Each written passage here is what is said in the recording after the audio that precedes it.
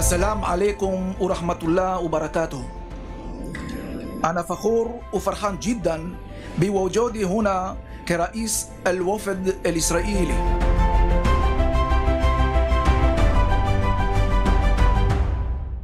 Just a very important event, and it's an honor to have you with us, people. Thank you very much.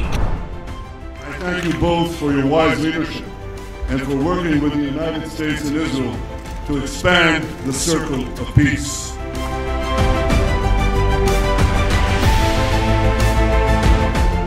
Prime Minister of the State of Israel, thank you for choosing peace.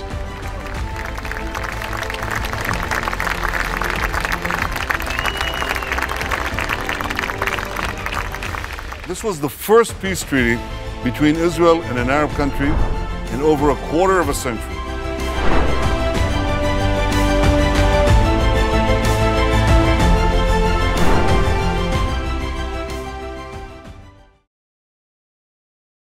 Welcome.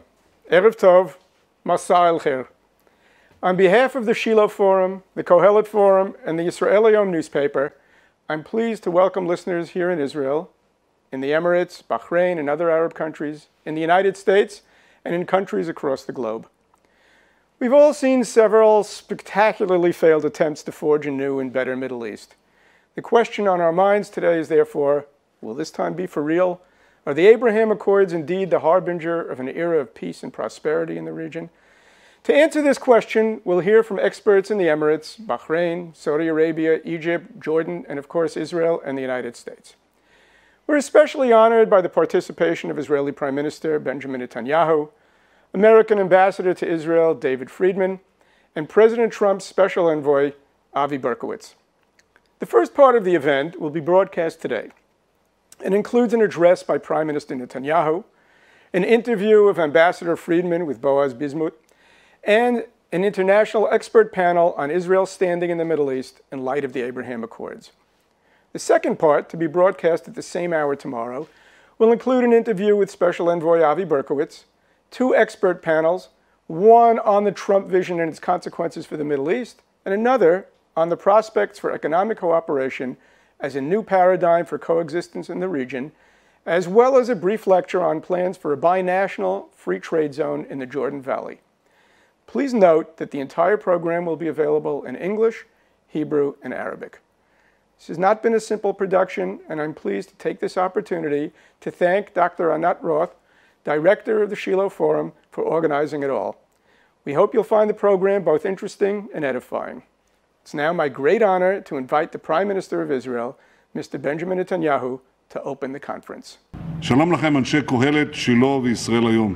אני שמח להופיע בפניכם נוכח כינון הסכמי השלום ההיסטוריים עם איחוד האמירויות ועם בחריין.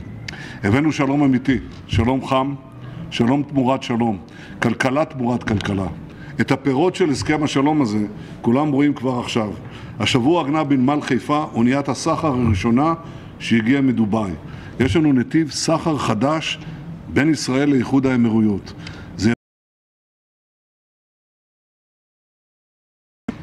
אני חייב להגיד לכם, זה לא רק בסחר, זה גם בנתיבי התעופה. השמיים פתוחים מעל סעודיה, מעל ירדן, מטוסים ישראלים, כל המטוסים, טסים הלוך וחזור אל ישראל ומחוץ לה מזרחה, לאסיה, להודו, וכמובן למדינות המפרץ. זה שינוי עצום. חברת האנרגיה הגדולה או השנייה בגודלה בעולם, שברון, נכנסה לישראל לא במקרה, היא רואה את השינוי שמתחולל כאן.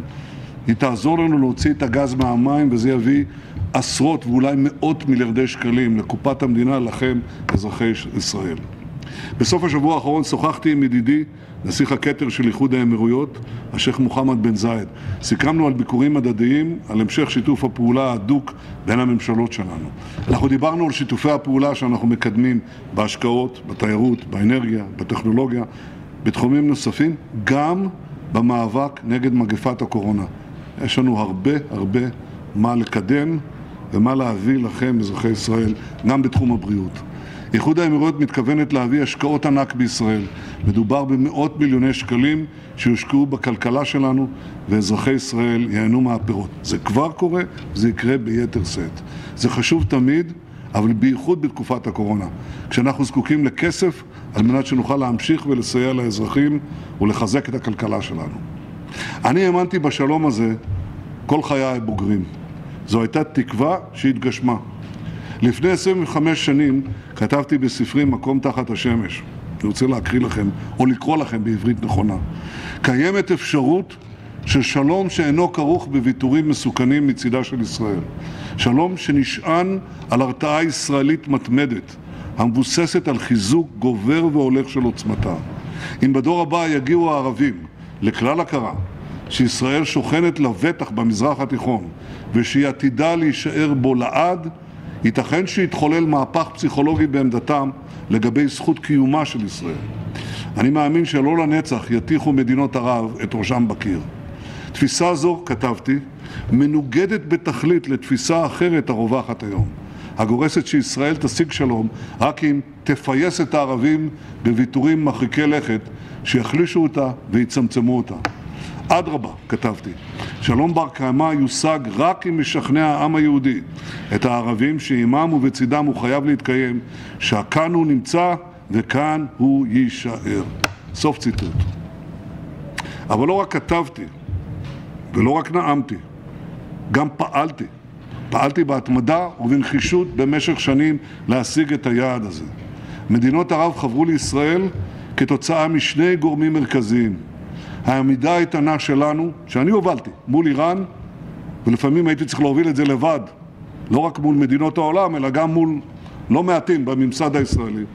והדבר השני, בנוסף לעמידתנו מול איראן, טיפוח העוצמה של ישראל, העוצמה הצבאית, הכלכלית, הטכנולוגית והמדינית. אני מבקש להודות כאן לנשיא טראמפ וצוותו על תרומתם החשובה להשגת ההסכמים ההיסטוריים האלה. אבל בעניין של איראן, זה לא היה קל, ולא תמיד הממשל האמריקני ראה איתנו עין בעין. אני נאמתי בקונגרס האמריקני ודרשתי לבטל את הסכם הגרעין המסוכן עם איראן. את הנאום הזה ראו לא רק כאן, אצלנו, ולא רק בארצות הברית. ראו אותו גם, והייתי אומר אפילו בעיקר, במדינות ערב. הם ראו איך ישראל לוחמת באומץ נגד אויב מסוכן שמשליט טרור בכל האזור. הם ראו איך ראש ממשלת ישראל נוקט באותה גישה שבה גם הם דוגלים, אם כי הם לא תמיד מתבטאים כך. אחרי הנאום הזה קיבלתי מסרים רבים ממנהיגים באזור. הם חיזקו אותי, תמכו בעמדתנו וביקשו להדק את היחסים עם ישראל. זאת האמת במזרח התיכון.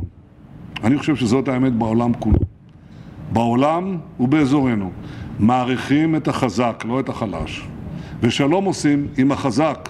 אף אחד לא רוצה לחבור לחלשים. שלום עושים עם מי שנחוש להילחם כדי להדוף ולהביס את האסלאם הקיצוני, לא עם מי שמתרפס מפניו. היו מי שאמרו שכדי להשיג שלום, יש לסגת לגבולות שאינם בני הגנה, להפקיד את הביטחון שלנו בידי אחרים, לעקור עשרות אלפי מתיישבים, אם לא למעלה מזה. מעצמות העולם אמרו לנו, הוויתורים שלכם יביאו לשלום, והשלום הוא שיביא לביטחון. תוכנית מסוכנת זו, לו יצאה אל הפועל, הייתה הופכת את ישראל לפגיעה, לחלשה, חלשה ביטחונית, כלכלית, מדינית. והשלום לא היה מחזיק מעמד, לא הרבה זמן, אם בכלל. אני טענתי מזה עשורים את ההפך הגמור, שהחפץ בשלום חייב קודם כל להיות חזק, ולכן פעלתי במגוון תפקידיי, גם כשר האוצר וגם כראש ממשלה, להפוך את ישראל למדינה מאוד חזקה. כשר אוצר וכראש ממשלה פעלתי לשחרר את ישראל מכבלי הכלכלה ההסתדרותית הריכוזית. קידמתי עשרות רפורמות שהביאו למהפכה של שוק חופשי, יזמות ושגשוג. אני מאוד מעריך את העובדה שמישהו שאני מאוד מאוד מאוד מעריך אותו וקראתי רבים מספריו, מילטון פרידמן, אמר כשהייתי שר אוצר, סוף סוף יש בישראל שר אוצר שמאמין ומקדם מדיניות של שוק חופשי. נכון מאוד. עשינו עשרות רפורמות מול שביתות של ההסתדרות, מול השתקת המדינה, מול ביקורת נוקבת שהסבירו איך אני ארוס את הכלכלה. אבל בזכות השינויים הללו ודברים קודמים שעשיתי, כגון שחרור המטבע שלנו, שהם יכולים לצאת עם יותר מאשר חופן דולרים שאתם צריכים לקבל אישור עליהם בבנק ישראל מאיזה פקיד, כל זה סילקנו, שינינו את זה. ובכן, בזכות השינויים הללו, אנחנו מממשים את הפוטנציאל המדעי, הטכנולוגי והיזמי, את הגאונות שיש בעמנו ובאזרחינו. הכפלנו ושילשנו את התוצר. רק כלכלה חזקה יכולה לספק את המשאבים לפיתוח צבא חזק ומודרני שיספק לנו ביטחון. ורק שילוב של העוצמה הכלכלית והעוצמה הצבאית מייצרים את העוצמה השלישית, שהיא העוצמה המדינית. הסכמי השלום הללו הם הוכחה לכך שישראל בפריחה מדינית חסרת תקדים במדינות אפריקה, במדינות אסיה, במדינות אמריקה הלטינית. זה שינוי עצום. הם באים אלינו, כי הם יודעים שאנחנו מעצמה בהרבה תחומים. מעצמה טכנולוגית, מעצמה סייבר, מעצמת מים, עוד מעט גם מעצמת גז. הסכמי השלום הללו שברו את הווטו הפלסטיני. במשך 20 שנה אמרו לנו שאי אפשר לעשות שלום עם מדינות ערב בלי לעשות קודם לכן ויתורים מסוכנים תמורת השלום עם הפלסטינים. רק לאחרונה, ממש לפני כמה שבועות, אמר ראש ממשלה ישראלי לשעבר, ציטוט, שום מדינה ערבית, שום מדינה סונית מתונה, אף לא אחת, תקיים יחסים גלויים עם ישראל. זה הכל קשקוש מקושקש. כל עוד לא נפתר את הבעיה הפלסטינית, אין שום סיכוי שהמדינות האלה, שהן יעשו צעד אחד לחשוף את הקשרים הסמויים שיש לנו איתם, כל עוד הבעיה הפלסטינית לא תיפטר. אני זוכר איך אמר דיפלומט בכיר אחר, אם ישראל לא תעשה שלום עם הפלסטינים, לא יהיה לה שלום עם מדינות ערב. יש פה את הדגל של האמירויות והדגל של בחריין. הוכחנו אחרת. אני רק יכול לקוות שהקהילה הבינלאומית הפיקה את הלקח. מי שיחזור למדיניות התלויה בהסכמה הפלסטינית, בווטו הפלסטיני, יחכה עוד דור שלם לשלום שלא יתגשם. הפלסטינים עדיין מסרבים להכיר בהצהרת בלפור. הם רוצים לתבוע את בריטניה על הצהרת בלפור מלפני 103 שנים. הם לא עושים איתנו שלום לא בגלל ההתיישבות היהודית בנחלת אבותינו ביהודה ושומרון, אלא משום שהם מסרבים להכיר בישראל כמדינת הלאום של העם היהודי. האם הפלסטינים יכולים להשתנות? או מה ישתנה קודם? תמיד גרסו שפריצת דרך עם הפלסטינים תביא לפריצת דרך עם העולם הערבי. אבל אני במשך שנים אומר שהתהליך הזה כנראה יעבוד הפוך. שהתקדמות ופריצות דרך עם העולם הערבי יביאו בסופו של דבר לשינוי בעמדתם של הפלסטינים. אני מקווה שיום אחד הם יכירו במדינת ישראל כמדינת הלאום של העם היהודי. בזכותנו להתקיים פה בבולדתנו. זה היום שצריך להגיע. ועד שהיום הזה יגיע, נמשיך לשמור על ביטחון ישראל, נמשיך לטפח כלכלה חופשית ועוצמתית, ונמשיך לעשות שלום עם כל מי שרוצה בשלום אמת איתנו. תודה רבה לכם. Thank you, Mr. Prime Minister. It is no secret that one of the driving forces behind the Trump vision and the Abraham Accords was David Friedman, United States Ambassador to Israel. It's therefore a great privilege to invite Ambassador Friedman to be interviewed by the editor-in-chief of the Israel היום daily newspaper, Mr. Boaz Bismuth. Ambassador Friedman, great honor to have you with us today to host you. And Mr. Ambassador, well, America will hold an election in less than a month against the backdrop of a changed Middle East. Iran is under immense pressure and deterred due to the killing of Soleimani. Israel's status is significantly improved and its ties with the Arab world are stronger than ever. Russia is in check in Syria, as we can see. Now, can you say, Ambassador Friedman, that the peace deals in the Middle East between Israel, the UAE and Bahrain are the chief foreign policy accomplishment of the Trump administration? Well, thank you, Boaz. It's great to be with you. And I think the peace agreements with UAE and Bahrain are certainly among the greatest achievements, foreign policy achievements in the Trump administration. But I think you need to look at all of it holistically. I think it began with the recognition of Jerusalem as Israel's capital, the moving of the embassy, recognizing the Golan Heights as being part of Israeli sovereign territory, the recognition that Israeli communities in Judea and Samaria are not illegal.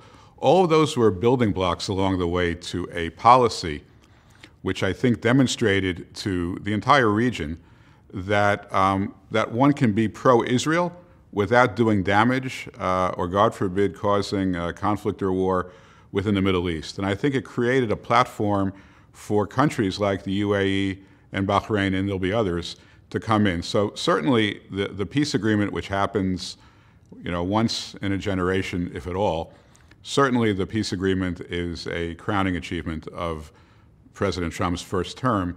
But I think you have to look at it not in isolation, but as part of an overall strategy where the Trump administration has stood with and empowered its allies and taken a much harsher view of its enemies. And I think that's why we are where we are today.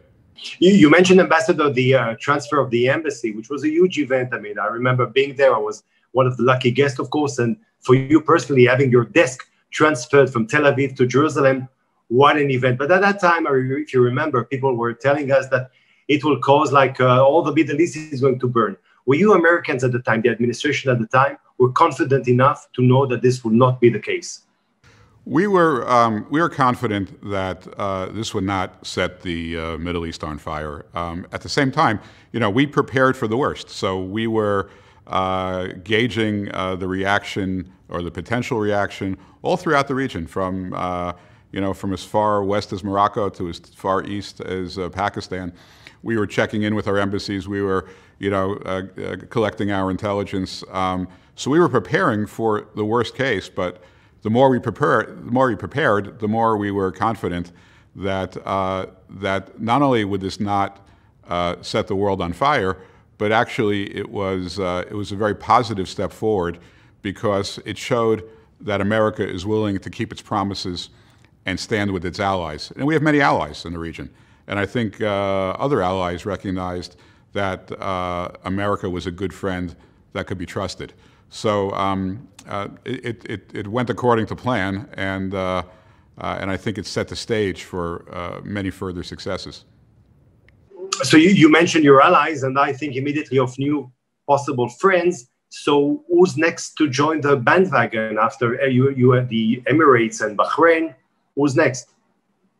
Well, look, I don't want to get ahead of any other countries. They all have their own time frames. They all have their own sensitivities. But I think just looking at the reaction of other nations to the peace agreements with the UAE and Bahrain, you can tell that there are others that endorse what we've done. They support the move, and you know, the body language is very promising. Beyond the body language, I mean, we've had lots of conversations with other nations. There will be more countries, more nations that are in the Arab League will normalize and make peace with Israel. I have no doubt. It is a certainty. How many, in what order, I think everyone's just going to have to wait and see. Yeah. You know, when we think of countries, immediately you think next, Sudan, for example, or Oman. Without revealing name of countries, might we have surprises? Are there any countries that might be a surprise for Israelis or people of the world to discover that we might have relations with them? You know, I think people that are watching this closely shouldn't be surprised at any breakthrough, because they're all potentially out there. Some are more likely than others, and you know, there's been lots of people trying to predict. But you know, I do believe that with exceptions of obvious exceptions like Hezbollah-led Lebanon, or Assad-led Syria, or Khamenei-led Iran.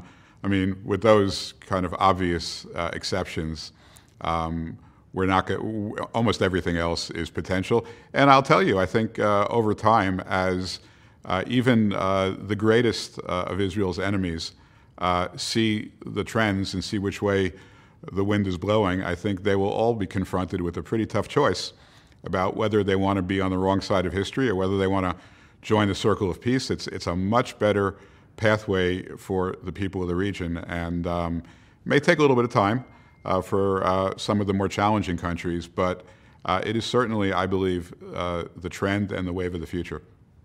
Mm-hmm.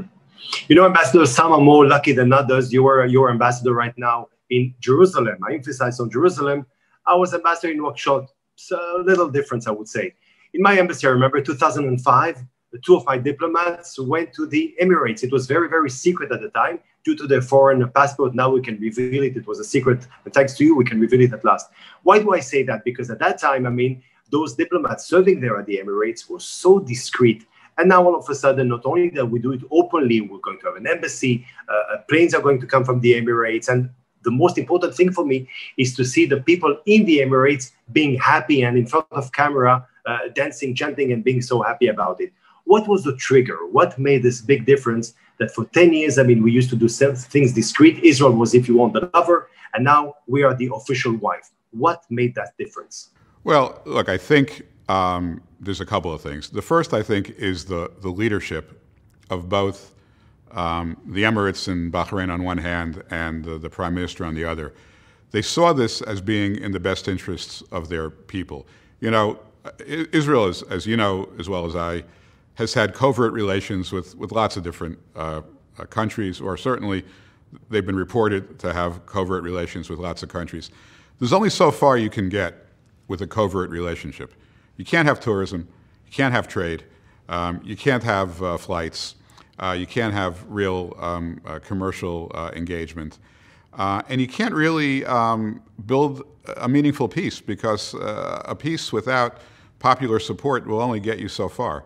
So I think the real credit goes to the leadership. It goes to the Crown Prince, it goes to the King, it goes to Prime Minister Netanyahu, and of course, more than anyone, it goes to President Trump, because he established a level of trust that had been so lacking for the last 8 years or even longer, that it enabled, you know, everybody. There's an expression, you know, for someone to jump into a pool, they have to be confident that there's water, right? And what President Trump did is he gave everybody the assurances that there was water in the pool, that once they jumped in, that there would be a favorable reception, that the United States would stand with them, would be with them, would support them. And I think all of that put together created the assurances. Again, the people-to-people engagement is absolutely critical for there to be a warm peace. And what we're seeing now, in just, you know, small things, you know, we're gonna get a flight next week, probably from the first flight of its kind from Etihad will land with commercial passengers in Ben Gurion. You know, there's already kosher food operations in Dubai and Abu Dhabi. The people really want to make each other welcome.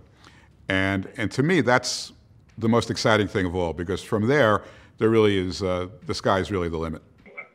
Yeah, you speak about flights, so I think immediately that we're more lucky than them in that peace deal, because when flights are going to come, they're a green country, we're a red country, so we won in that case, specific case, but that's a Corona era. That's why I had to mention it. When you mentioned your answer about the Emirates, Ambassador, surprisingly, after reading the Israeli media, you did not mention the F-35. So the F-35 had nothing to do with this peace deal between Israel and the Emirates. Well, no. Look, I mean, you can read the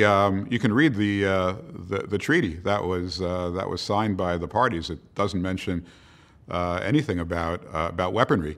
Now, look, we're gonna have to address requests from the Emirates for F-35s and other weaponry. We would address those issues with or without a peace agreement. They've made that request of the United States government, and the United States will have to process that request. They'll do so the same way they've done it in the past. They'll engage commentary from Israel. They'll work with their partners in Israel and with other countries in the region to find the way to achieve two things. Number one, to help make the Emirates as strong as possible, because frankly, it's tremendously helpful both to America and to Israel to have a strong ally on the Straits of Hormuz. So that's a win for everybody.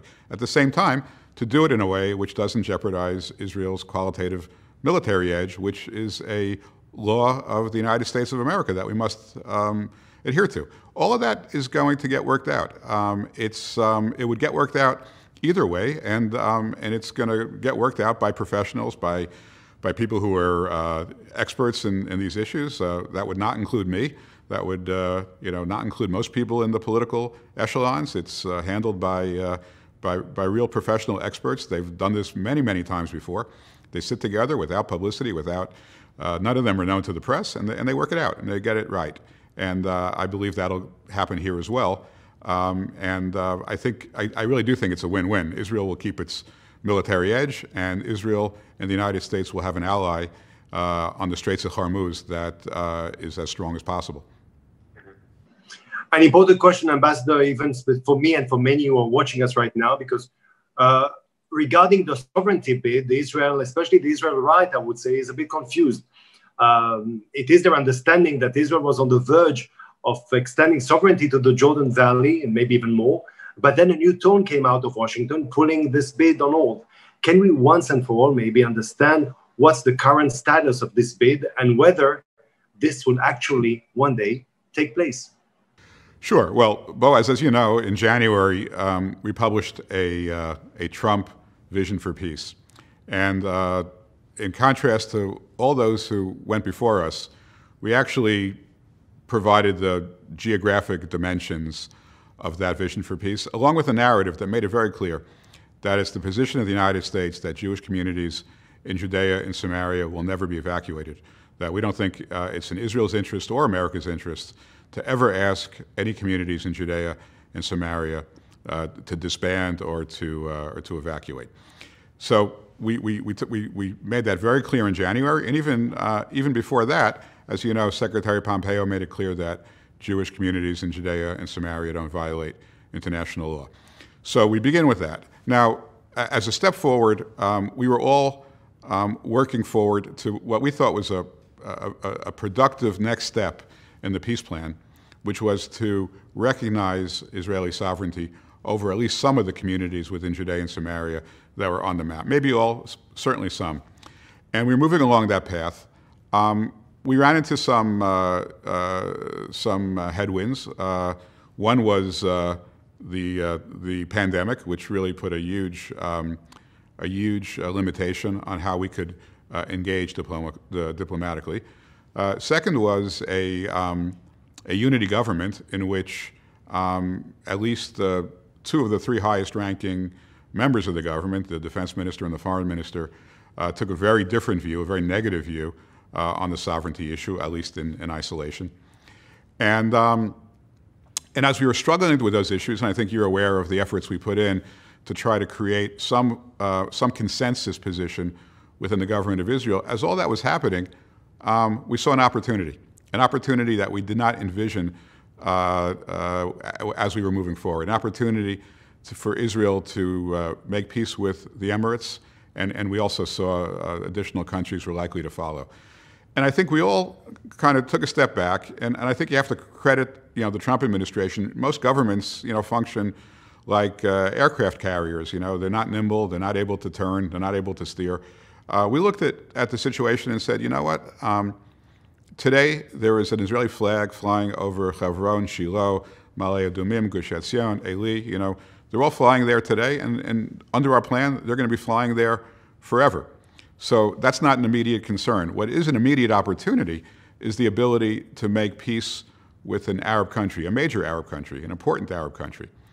And so I think we all, took a step back and said, this is a higher priority. And so we prioritized the peace initiative over the sovereignty initiative. But I want to make it clear, it was a prioritization.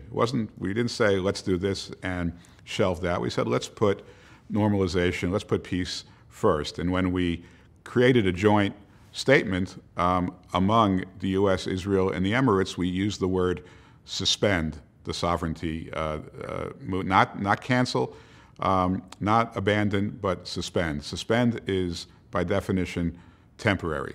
So the answer to your question, and I apologize for it being long-winded, but the answer to your question is the United States believes in the Jewish communities in Judea and Samaria being there permanently. We believe that in the long run, it is in Israel's interest and American interests for Israel to extend its sovereignty over these communities. We also believe that it is Israel's highest and most important priority, as is ours, to extend the circle of peace for as far and as long as it will go, and to really make that our first priority. It is not to the exclusion, to the ultimate exclusion of sovereignty, but it is a priority. So if your follow-up question is, when will sovereignty occur? I wish I had an answer for you. We're going to spend at least from the perspective of the United States, we'd like to spend all of our efforts in the near future on diplomatic efforts, push the diplomatic agenda as far as it will take us, make Israel as safe, secure, and prosperous among all the nations in the region, create as much peace as possible, reduce the threat level as much as possible, and then when we feel that we've exhausted those efforts, of course, to try to formalize help Israel at least formalize its boundaries in a way that includes its sovereignty over the Jewish communities in Judea and Samaria. I see. Only to understand, to make sure that I understood, Ambassador Friedman, I mean, peace is priority, but in the future, we'll have, I don't say we might have, but we'll have both peace and sovereignty. Yeah, I agree with that. That's a good thing. As you mentioned, other countries, and there is a country that is kind of important, I would say, in the region, even very important, to join in this peace treaty. And my question is, why isn't Saudi Arabia joining us already? Well, look, you know, if you're able to get an interview with them, I'm sure you'll ask them. I don't want to speak for Saudi Arabia. I can tell you, though, that Saudi Arabia has been enormously helpful to this process in an obvious way. It takes a little bit over 3 hours now to fly from Ben Gurion Airport to Abu Dhabi or to Manama. Without Saudi Arabia, that flight would take about 7 hours. Israel, for the first time in its history, has commercial overflight rights to these countries over Saudi Arabia. I would not minimize that. I mean, that's a very significant signal. So my view is, look, like every other country, let's respect the Saudis to go through this process at their own pace, deal with this issue as they see fit. But we're all pretty happy right now with the help we've gotten from the Saudis, and I hope that it grows and expands. Ambassador, we spoke about so many achievements, and we're only talking about the first term. President Trump is running for a second term. All those beautiful things that we talked about, peace process and sovereignty, possibility of sovereignty in the coming years, does it all depend on Trump winning the elections in November? Do you think that the Biden administration will put an end or a stop to all this beautiful process we're having? Well, look, I obviously am not equipped to speak for the Biden administration. I think with regard to the Trump administration, if we're honored enough to be able to continue to serve the American people for a second term, the opportunities here in this part of the world are enormous. Look, what is Iran's strategy? Iran's strategy is to pray 5 times a day that Trump loses. Okay, that's their strategy, because they know that if Trump wins, they have no exit strategy from the pressure we put on them, short of ending their malign activity. What's the Palestinian strategy? You heard Prime Minister Steyer say yesterday, we have to pray that Donald Trump loses. Right? That's their strategy, because they know that the Trump administration will hold the Palestinians accountable to end incitement, to end terrorism, to stop glorifying in town squares terrorists who were responsible for mass atrocities, to create an infrastructure of transparency and religious freedom. We care about that. We're the only administration that's ever held the Palestinians accountable to join the civilized world. What's the Palestinian strategy? We hope he loses. So if we're able to have another 4 years, I think that those countries that whose only strategy is to hope we're gone, I think they'll have no choice but to engage in a productive way, and hopefully we can really change the Middle East for 100 years and end all the dangerous and malign and inhuman activity that has brought so much despair to so many people in this region. So, I don't want to speak for what Biden would do, but I can tell you that the way to continue on the path is for us to have another 4 years. Two last questions, Ambassador. We can't speak about Biden, but we can speak about President Trump. Can you tell us a little bit, reveal us about his plans concerning Iran in case President Trump has a second term? Because we hear of possible negotiations, we hear of a possible good perspective for the Iranian people. What can you tell us about that? Well, look, I think the president has expressed some optimism that in his second term he might be able to make a deal with Iran. But let's just be clear what that means. We've been very clear, the Secretary of State's been very clear about what Iran has to do to sit at the table with the United States, the requirements that they would have to agree to. Now, look, there's only one way to get them to that point. It's through strength. It's through continued pressure, and it's through a continued, serious and non-bending approach to their malign activity. I think the president is optimistic that path will work. I think he's also expressed a good deal of pessimism that if he's no longer the president, that at least what's been expressed as the alternative view, going back to the JCPOA, that might rear its ugly head. If it does, I think I've said this before. I would be very concerned that all of the hard work that we've put into changing the perspectives within Iran, that it might go to waste. Let's hope it doesn't happen. Our policy is best for America. It's best for the world. It's best for Israel. It's best for the region. And whoever's sitting in the White House, let's hope that policy continues. Mm-hmm. Allow me for the last question to be a bit personal and to be very, as an Israeli, but I think that all the people of the region must be very grateful to you, Ambassador Friedman, for the contribution for peace in the region. But permit me maybe a last personal question. Trump wins, you stay with us? Well, you make it sound as if it's my choice. I mean, if president wins, I work for the president. If the president wants me to stay on, I will serve my country. I will serve the president. It's been the greatest honor of my life to serve in this role, working with President Trump and his team, with Jared and Avi and with Jason before him, with the National Security Advisor, with Secretary Pompeo, with Vice President Pence. This has been a labor of love. I mean, this has been really just one of the great dream teams that I think have ever been built with regard to representing America in this region, and I sure would like to keep that going. Great. So Trump wins, you stay. You gave us another reason why we wish him a lot of success. Thank you very much, Ambassador Friedman. Thank you very much for being with us. Thank you, Bo. It's my pleasure. Thank you.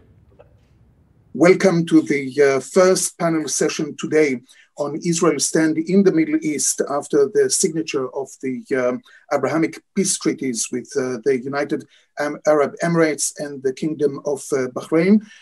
My name is Eldad Beck, Europe correspondent of the daily Israel, Hayom, and one of the first Israeli journalists to have traveled in the Arab world in countries which didn't and still don't have relations with Israel. I will be moderating this debate, if it's going to be a debate, maybe just a dialogue.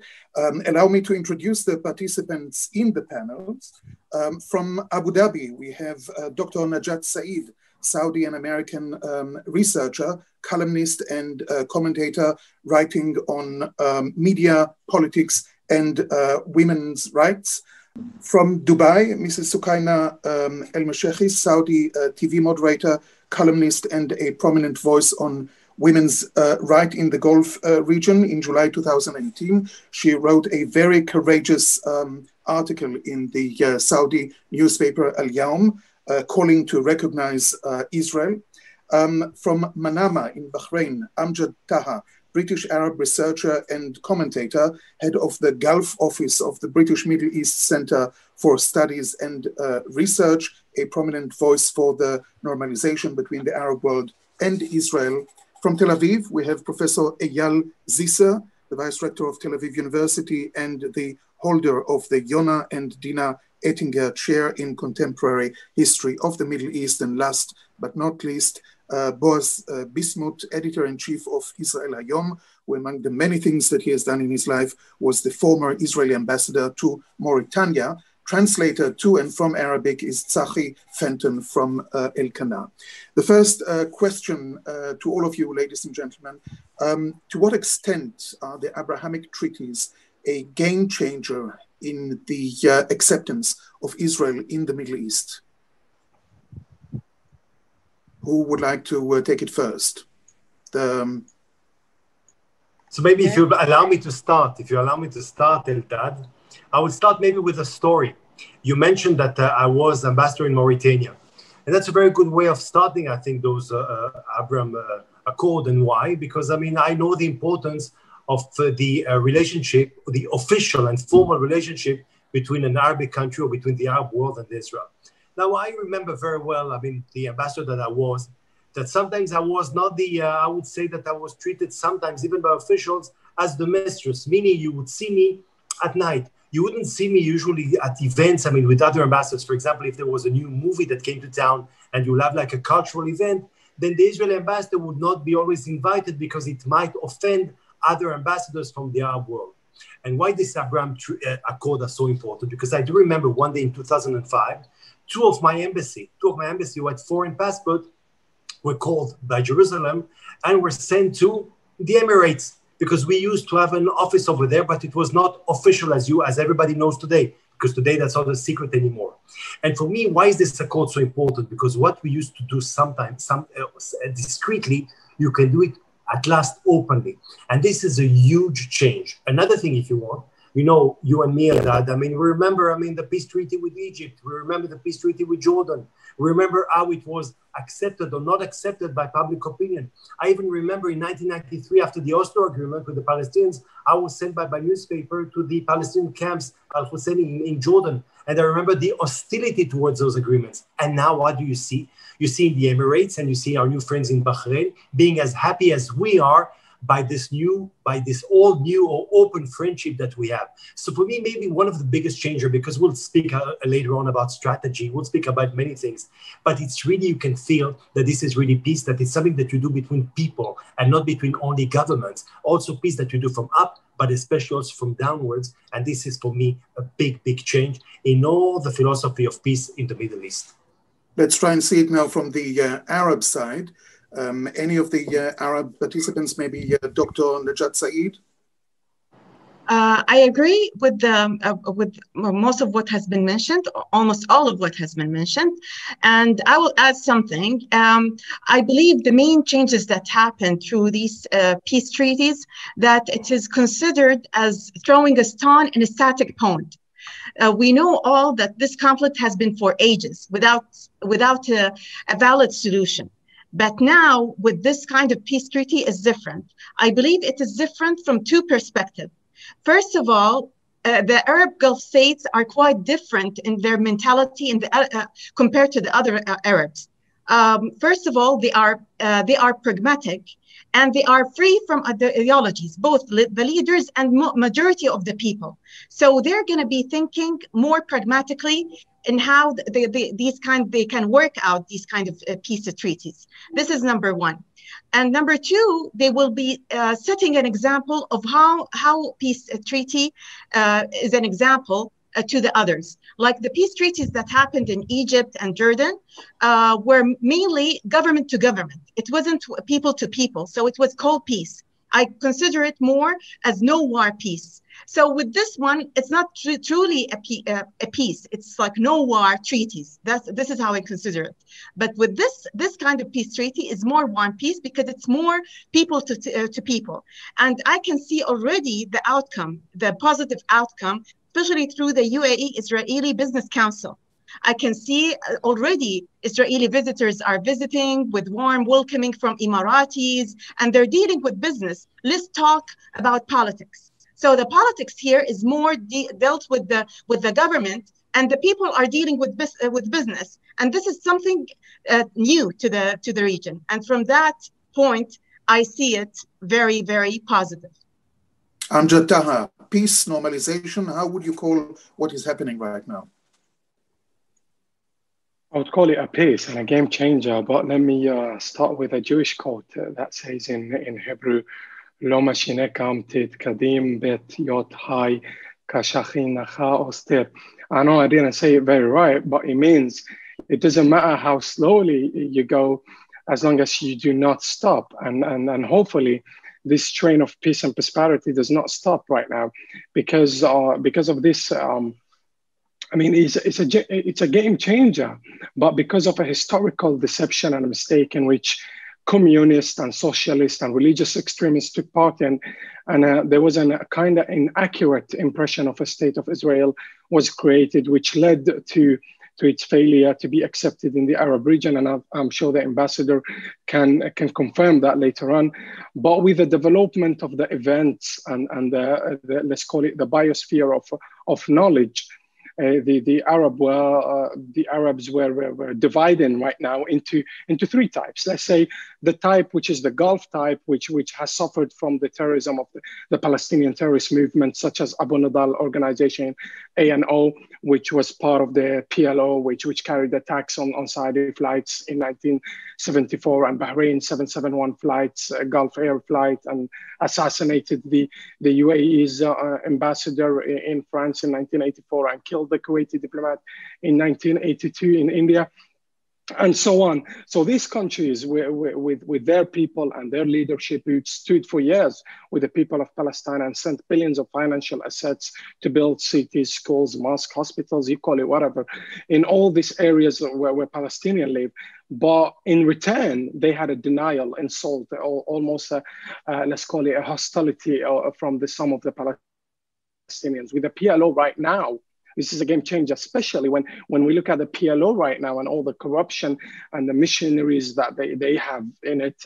And the recent move that the PLO did, lining up with Erdogan's regime, which occupies the western Libya and the northern Syria and commits crimes against the Kurds and the Armenians before, and with Mahmoud Abbas being meeting the Iranian militias leaders in Gaza, Hamas and so on, it became clear to everyone that the right solution right now is to go for peace and to get any rights. And that the people of Palestine right now are the hostage of criminals and the group of gangs who wants money, not peace. They don't want a homeland. They don't want a land. They just want a kind of like money, and that's about it. So the Gulf type, that type of understanding, while the second type of the Arabs are the countries which suffered from the anti-terrorism, anti-Israel slogans. And now we're talking about the regimes such as the ones in Syria. People didn't get anything in Syria apart from, as a result of that, apart from destruction and poverty and so on. Even the Palestinian gangs participated in killing the Syrian people in the Syrian civil war, the recent one. And the Lebanese who suffered from the Palestinian gangs in the Damo massacre in 1976 and so on. And the Iraqi people who suffered from Saddam just putting slogans against Israel, and they didn't get nothing as a result apart from poverty. So that type, now we have the type of the Gulf who understands that, and the type which suffered from the whole being against Israel, and the other type which understands that type understands war will not bring the type that we have. I think that they are the third type, which are the time-worn generation. Let's say the old generation, the Orthodoxians. They are still being deceived. Let's hope for them to change and fade out. So, Kaina, do you see what has happened, these treaties, as a fundamental change toward Israel? نعم، هنالك تغير دعني أقول في نمو القبول الإسرائيلي عربياً.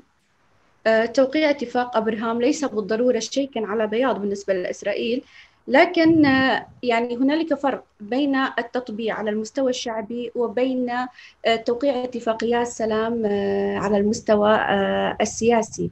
يعني سابقاً وقعت مصر وأيضاً الأردن اتفاقيتي سلام، ولكن لم يكن هنالك اختراق سلمي شعبي، يعني بقيت الشعوب بعيدة عن بعضها البعض. حالياً دعني أقول في التوجه الخليجي في هذه المرحلة أجد بأن هنالك قبول شعبي يعني آخذ بالتنامي والتزايد في الشارع الخليجي، وهذا تعتبر شيء جديد على مجتمعاتنا العربية، ربما لأن طبيعة المجتمعات الخليجية تختلف، أو ربما لأن بعد دول الخليج أيضا يعني بعيدة عن إسرائيل، وربما لأننا أيضا لم نخوض أي حروب سابقة مع إسرائيل. لذلك أنا أجد بأن هنالك علاقة، هنالك قبول أيضا بالنسبة إلى حركة القوميون العرب. نعم ما زال لها بقايا رغم أنها انحلت في سنة 70، ولكن ما زال هنالك بقايا من القوميون، ولكن ليسوا بنسبة كبيرة كالسابق. يعني لو بدأت مثلا مرحلة السلام مع إسرائيل قبل سنوات في فترة وجود مثلا جماعة الإخوان المسلمين في مصر وغيرها من دول، سنجد بأن هنالك معارضة كبيرة من الشارع الخليجي. ولكن هذا التوقيت، توقيت الاتفاقيات التي تمت بين البحرين وأيضا بين الإمارات، كان التوقيت الحقيقي لهذه الاتفاقيات. الشارع الخليجي بدأ، دعني أقول بأنه يبتعد كثيرا عن مناخ جماعة الإسلام السياسي، وأيضا الحركات الإصلاحية التي قامت بها الخليج جعلت هنالك يعني مناخ جيد يتقبل فيه الشارع الخليجي لأي اتفاقيات سلام. Professor Zisa, I would like to start with a point that was brought up by Sukaina, which is the Qubul al-Shabi, the popular acceptance of Israel and of these agreements. We have the Arab Center for Research and Policy Studies based in Doha, in Qatar, which published a poll, a very large poll with 30,000 people in 13 different Arab countries, that found that actually 88% of the Arabs are against recognition of the state of Israel. To what extent is such a poll, especially knowing that it's coming from Qatar, is reliable? Well, I don't think it is reliable. Coming back to the agreements, I think it's a major breakthrough because the conventional wisdom, it's an earthquake in the sense that we shouldn't have been surprised. I mean, it was a slow process. We saw it coming, and still the conventional wisdom was that the Palestinians have a veto power, the Arab Street will refuse it, the Gulf states are not as important and central in the Arab world, and they will always look to Syria and Egypt. And what happened was that the door was open, and suddenly we look around and realize that the Palestinians are not as important, that the Gulf state became central. I mean, when nowadays you speak about the center of the Arab world, it's not anymore Cairo like it was in the 50s or 60s. People look at the Gulf. This is the center, not Damascus. And so on and so forth. Now, as to the Arab Street, I mean, we knew it all before that whenever an Egyptian intellectual or men in the street want to demonstrate against the regime because of, you know, his resentment and his domestic problems, he can't, of course, get to the street and shout against the ruler. So he used the anti-Israeli slogans.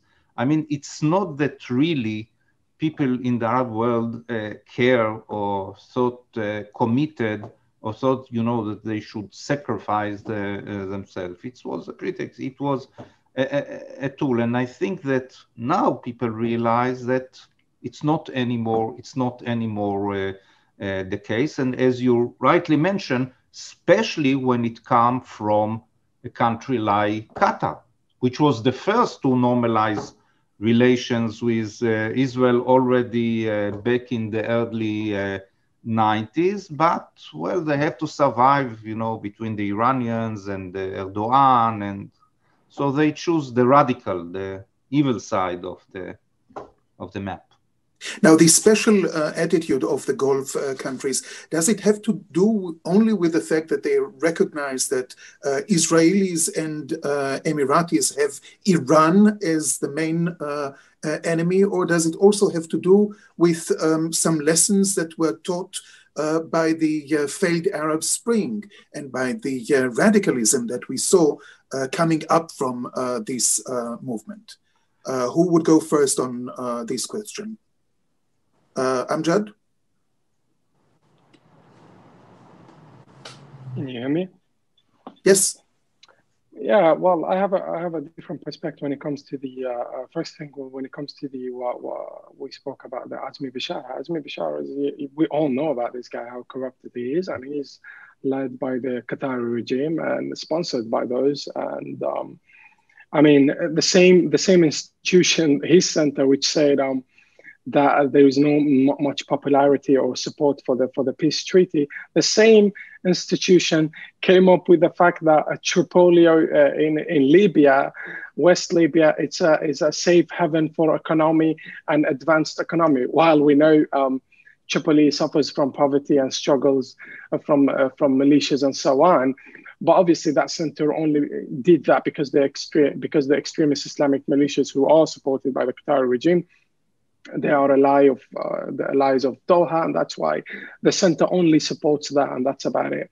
So, but when it comes to Iran and the outcome of the Arab Spring and having Iran as one of the enemies of the Arab world, I say, let's be honest. Many crimes and massacres in the world occurred because people were let to speak.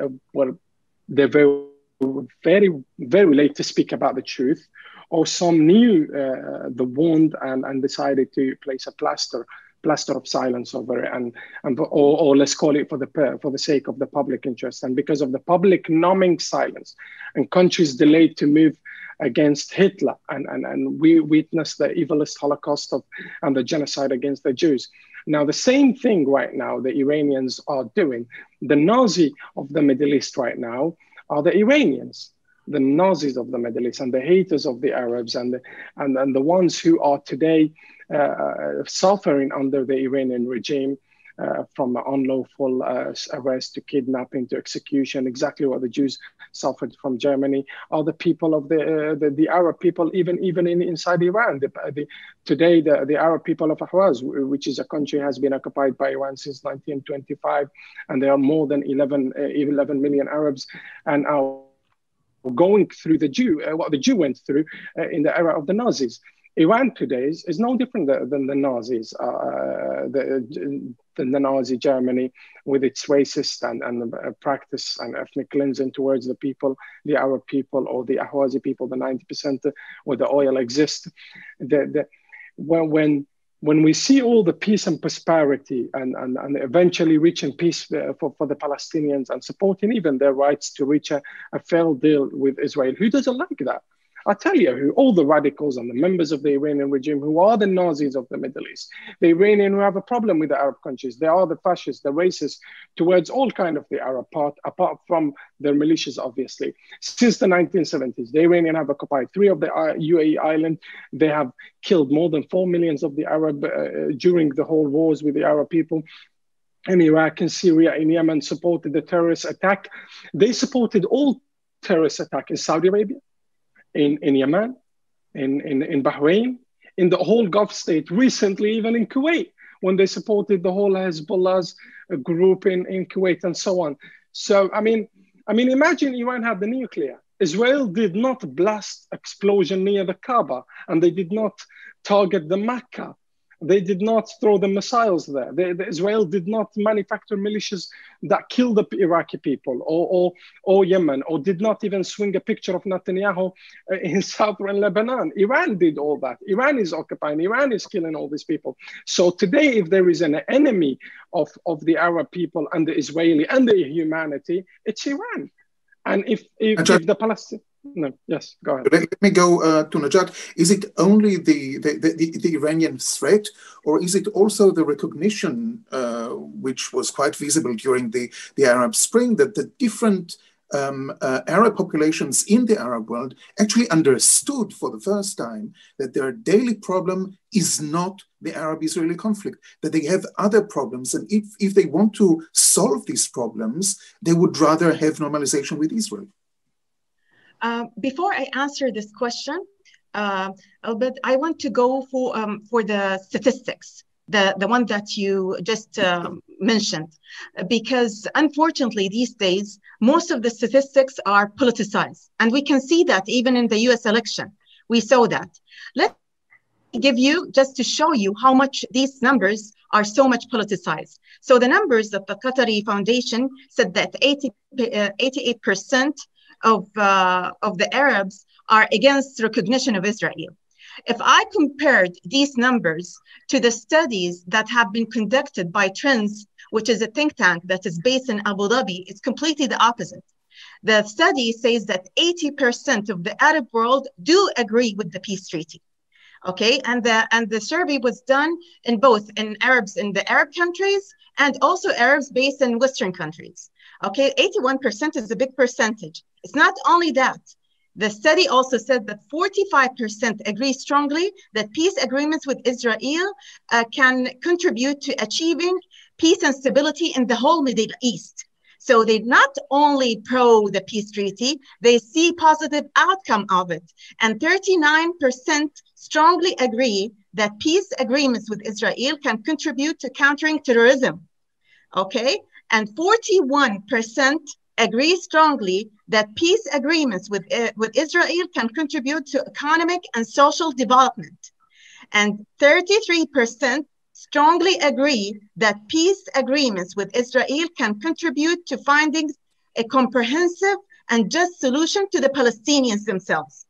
So before we go, like now even when we see numbers, we should be watching where are these numbers are coming from. Because a lot are playing with these numbers or go and send the survey to certain kind of people who are against it, okay, who have already those extremist ideologies, who are dominated by these extremist ideologies. So I want to just highlight these numbers. And according also to the Zerbi Foundation, more than 56% of the Emiratis are pro the peace treaty, which is quite a big percentage. That means that more than half of the population is pro this peace treaty. And according to the same study, the Zerbi Foundation, more than 59% of the Saudi population support this peace treaty. So that all of these are actual numbers that are based in studies which are completely different than the Qatari Foundation's numbers. Going back to your question, whether the Iranian cause is the only cause, definitely not. Is not the only cause. Okay, the Iranian threat is actually number one threat to the Arab Gulf states since 1979, since the Khomeini revolution. It's not something new. And from the beginning, Israel wasn't the first enemy for the Arab Gulf states. But nobody dares to say that in public. Now the public can say it openly. From ages ago, the Israel was never the first enemy to the Arab Gulf states people, and even to the leaders, because as Amjad said, Israel is not the one that is throwing the missiles on us. Israel is not the one that is arming militias against us. We are against Israel only because of the Palestinians. We don't have a direct conflict between us and Israel. All what we are doing because of the Palestinians, not because of ourselves. So that's the main thing. Our main problem, our main enemy since the late 70s is the Iranian regime since 1979. So that's the first enemy. Going back and to the other circumstances that happened in the region, there are many things that contributed that the Israeli-Palestinian conflict is not our priority. First of all, the generation has changed. Now the younger generation is thinking about economy, is thinking about employment, are so worried about the first threat to their national security. Is the Israeli-Palestinian conflict is the first threat to the national security of the Arab Gulf people? No. Okay, this is number one. So the second thing, the events that happened in the region got even more complicated. Like Iran was a threat, as I said, since 79, but it became much more threat now because it almost occupied four Arab states. Yes, Iraq, Syria, Lebanon, and Yemen. So its threat is becoming even more now. Now we have an adding problem to Iran, which is Erdogan Turkey. He's as insane as the Iranian regime. He's expanding everywhere, even to Europe. So that is also another threat. So, according, for example, and it varies from country to country regarding the first threat. Like, for example, in Saudi Arabia, definitely the first threat is the Iranian regime. But in other Arab countries, like, for example, UAE or even Egypt, the first threat to them is the Erdogan Turkey, because he's supporting the Muslim Brotherhood. Okay, but both of them consider the Iranian regime and the Erdogan Turkey are their main threats. Okay, the third main reason also, after the Arab Spring, most of the Arab states have failed, unfortunately. So now the Arab Gulf states are surrounded with failed states. So accordingly, when you are is surrounded by failed Arab states, that is dangerous to yourself. Because failed states, what does it mean? Failed states means lack of national security, means more militias, means chaos. And since they are your neighbors, so accordingly, and eventually the threat will come to your place, your country. So this is another threat. So what we need... with your permission, Boaz, Jad spoke about the generational aspect of what's happening in the Middle East towards Israel.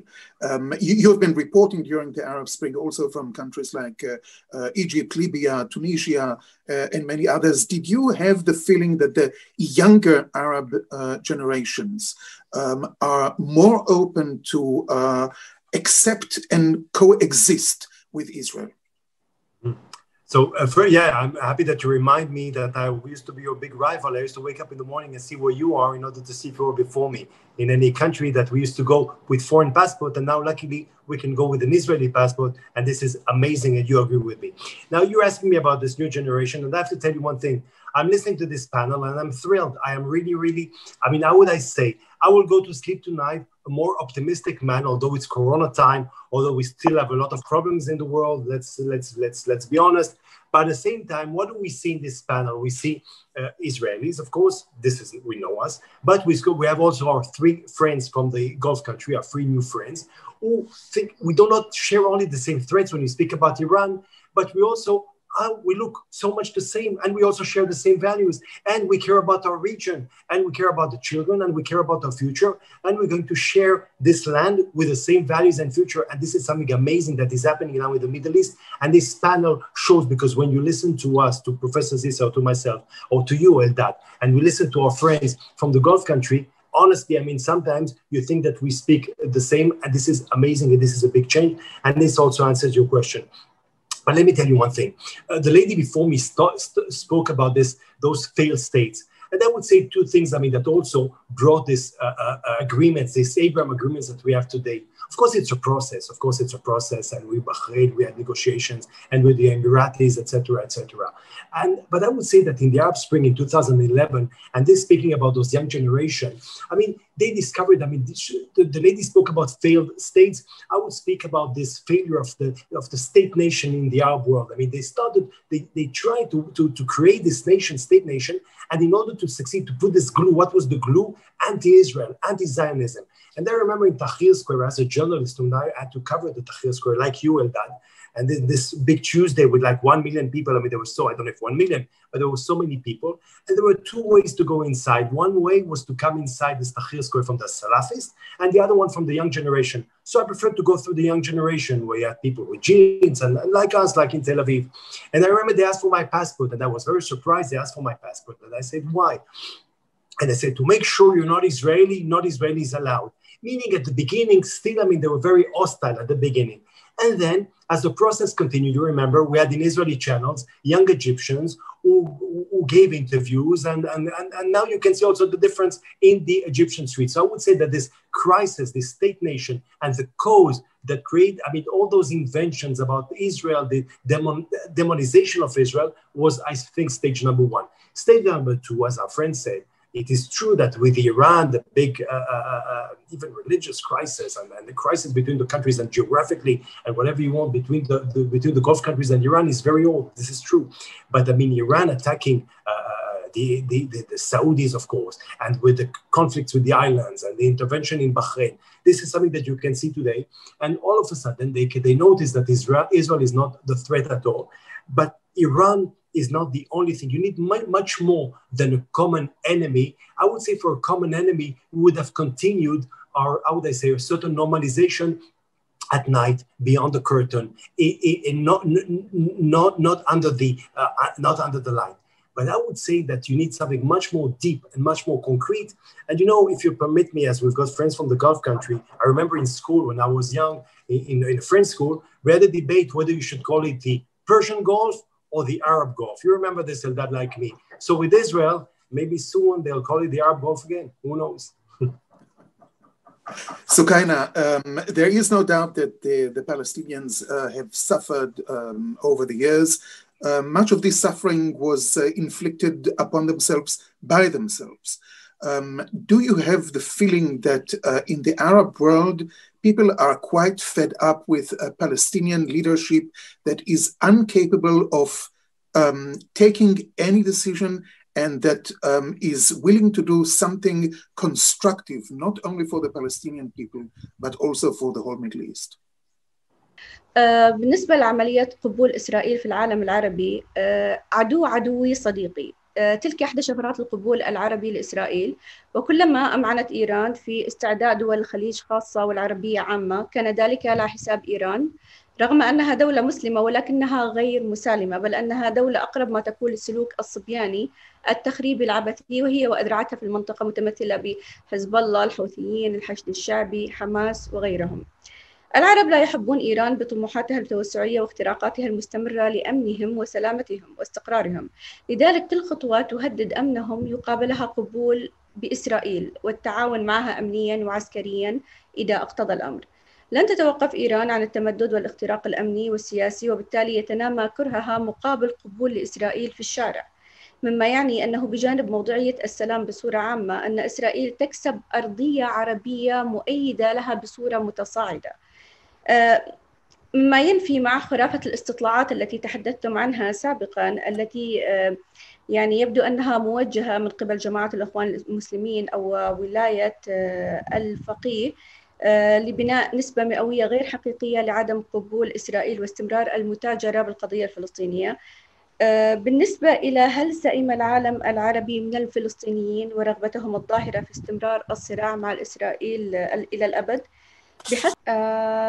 بحسب المزاج الجماهيري الذي من الممكن تلمسه في مواقع التواصل الاجتماعي، وأيضاً من خلال التصريحات من قبل النخب الثقافية العربية بشكل عام والخليجية بشكل خاص، أجد بأن العرب أصبحوا أكثر وعياً بأن القيادات الفلسطينية المتتالية كانت من مصلحتها أن لا ينتهي الصراع الفلسطيني الإسرائيلي، لأنهم يتكسبون من هذه القضية بدءاً من أبو عمار مروراً أو وصولاً إلى محمود عباس.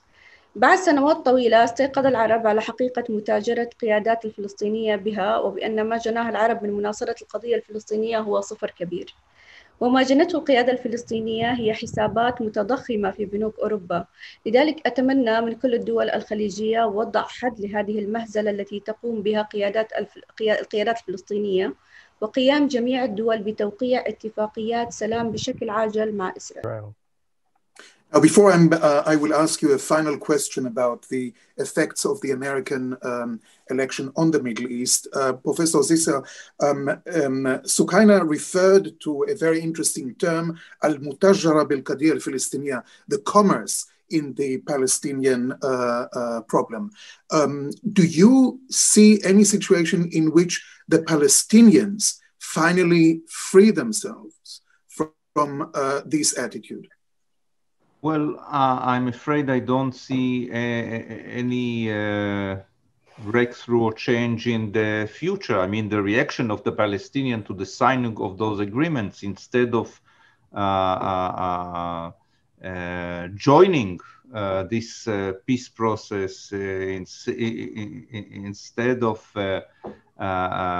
sending the good wishes. All what we heard was sharp and condemnations and attacks against the Gulf states that, Egypt was the one that shed, under Anwar Sadat shed its blood for the Palestinian, but the Gulf states did a lot for the Palestinians, and still the reaction was as we have seen.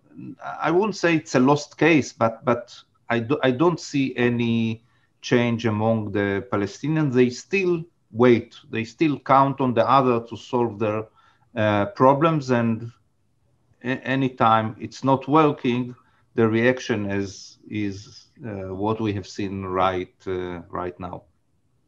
And the final round, really in 2 sentences, each one of you. What would be the effects of a democratic victory in the US presidential election on the Middle East? Boaz. Oh, it's easy. It's very easy. We'll make a big U-turn if we were driving a car, unfortunately. Again, I do not think that Mr. Biden is hostile to the Emirate countries or to Israel, but priority will change, and we might go back to the same old paradigm that totally failed. I mean, you have to go again to the Palestinians, and I totally agree with what Professor Zisser just now said, and unfortunately, this is something that we all have to remember. As long as for the Palestinians, it's more important for them, for Israel not to have a state, or for the Jews not to have a state, more important than for them to have a state, then we'll not go forward. And the second thing that is really important, I mean, they always speak about, including Biden and this stuff, two-state solution.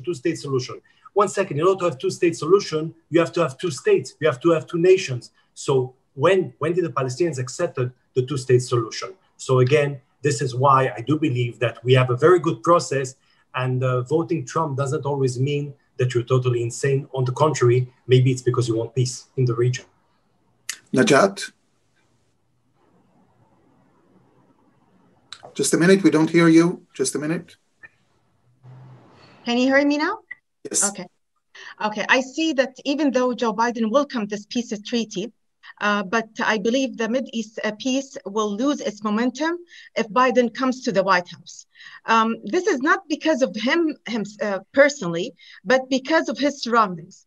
I personally don't see someone with the mindset of Jared Kushner, like in his loop.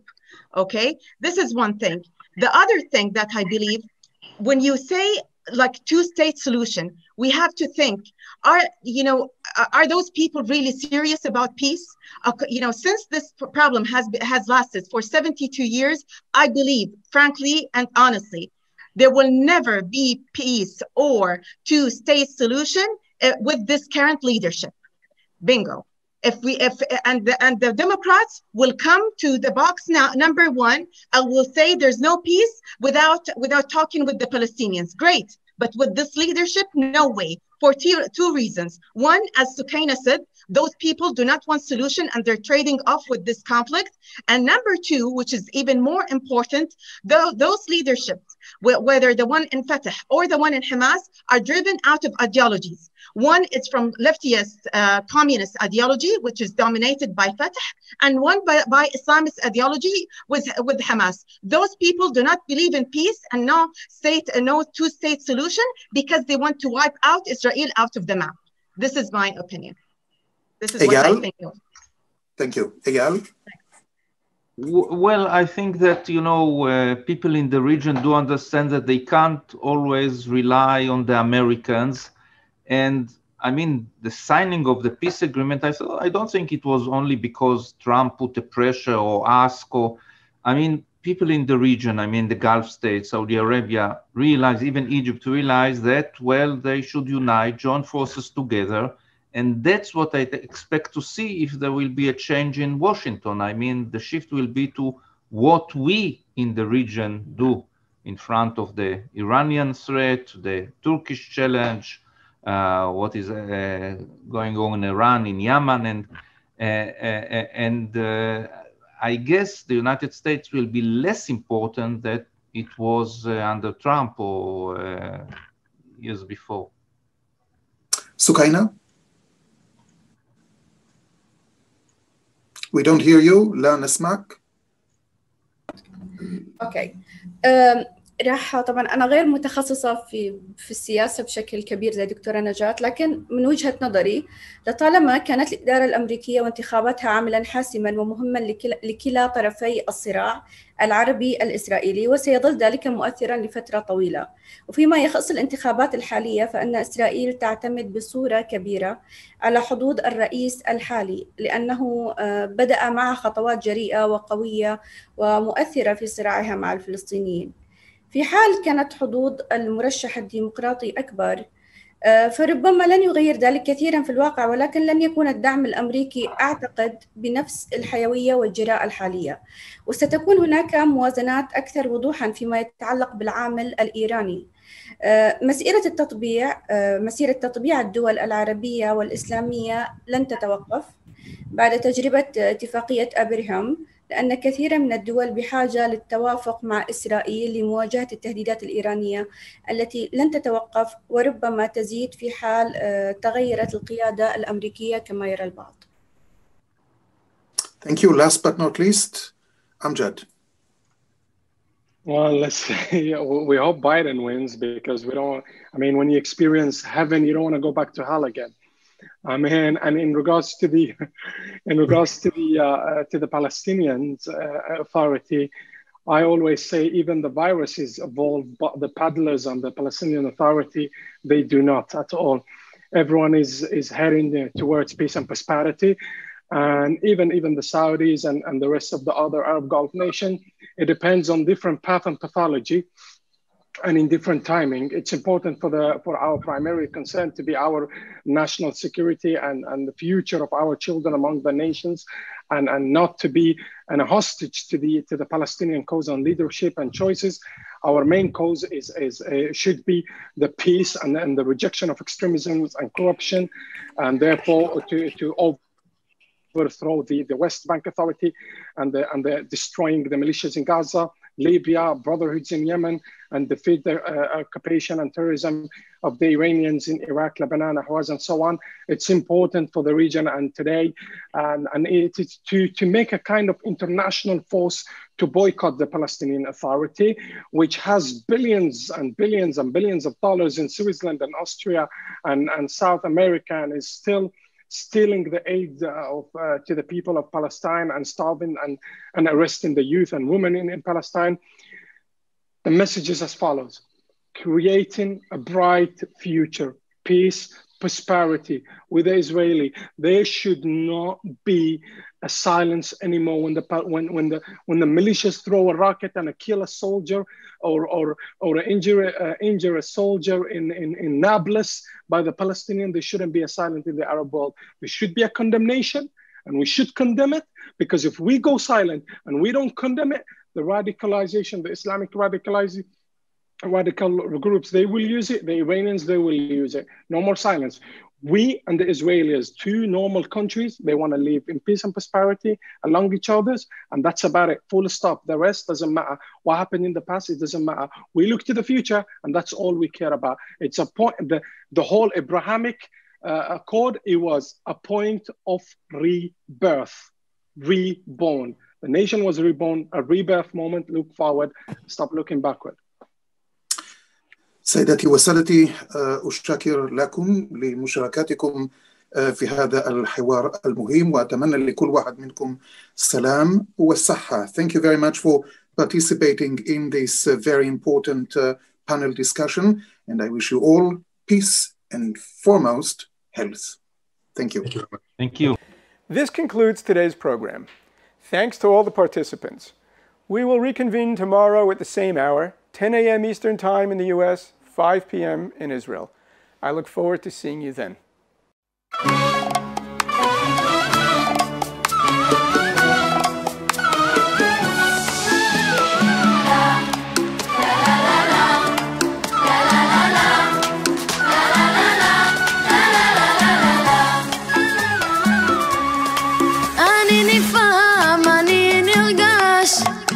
לבוקרו של יום חדש, שנת שלום יונה תקווה ממריאה אל קו השלווה.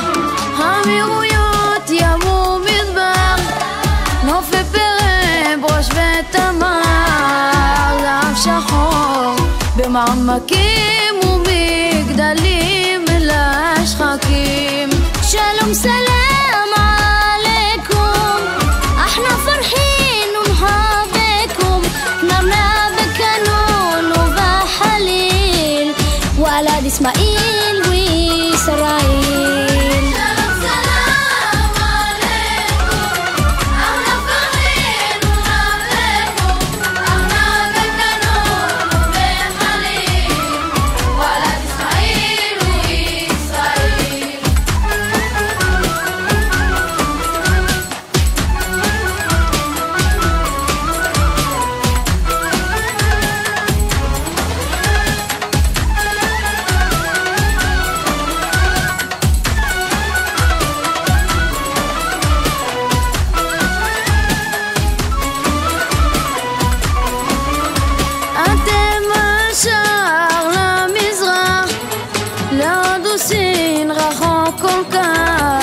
מטוסים לרוב, הגמלן והאוניות בין גל לגל, שימור אזנים ובני מלכים, הנה מה טוב שבט אחים. כל עוד יזרח בינינו אור, נחיה יחדיו מדור לדור.